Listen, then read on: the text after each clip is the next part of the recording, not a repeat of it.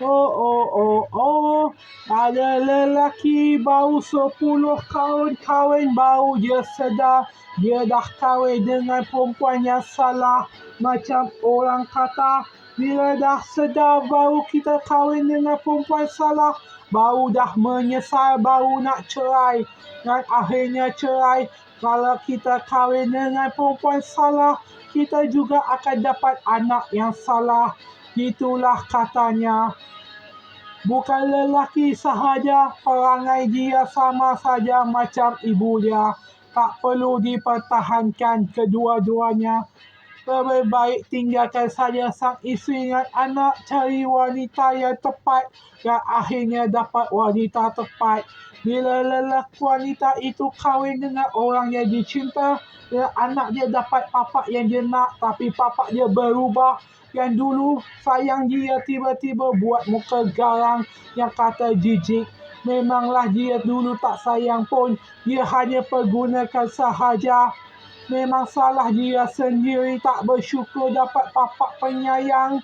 Yang akhirnya lalu meledak. Baru sang isteri tengok stesen TV berbandingan cinta pertama dengan orang lelaki kahwin paksa. Memang begitulah, lelaki kahwin paksa dengan lelaki kahwin cinta yang dicintai taklah selalunya sama. Bukan ingat baik-baik.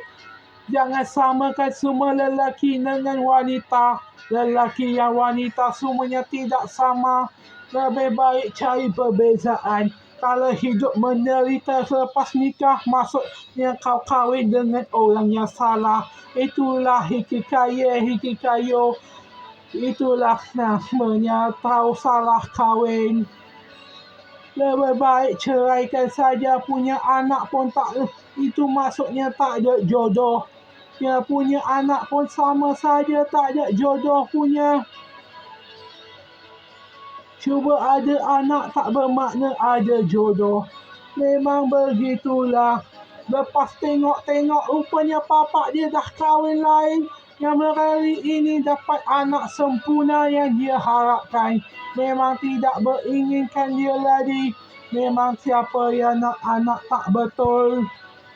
Memang nasib dia lah sendiri. Hikikayo. Oh, oh.